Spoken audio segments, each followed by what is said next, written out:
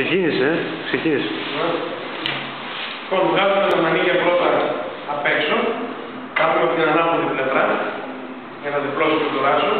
Κουμπώνουμε εδώ πέρα το κλειψάκι, εδώ πέρα, πάνω στο γιακά.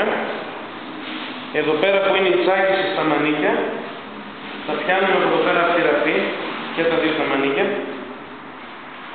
Εδώ πέρα καλά.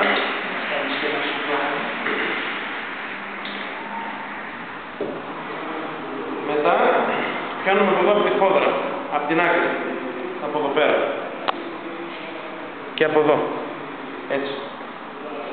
Αυτό εδώ πέρα, αυτή εδώ την άκρη της φόδρας, τη φέρνουμε εδώ.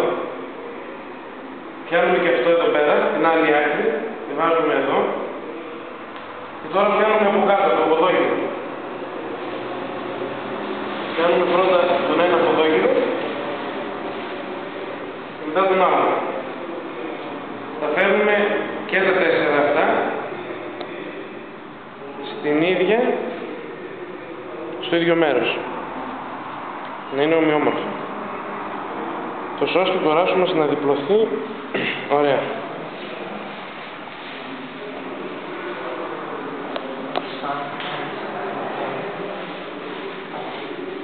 Εφόσον το έχουμε πιάσει καλά, πιάνουμε από αυτήν τη ραφή εδώ πέρα.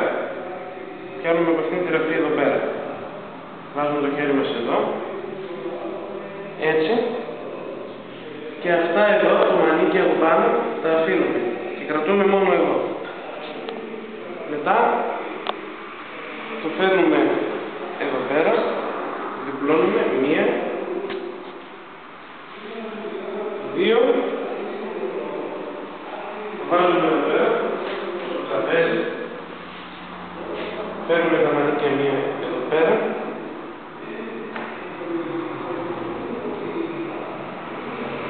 Και αυτό. Τέλος.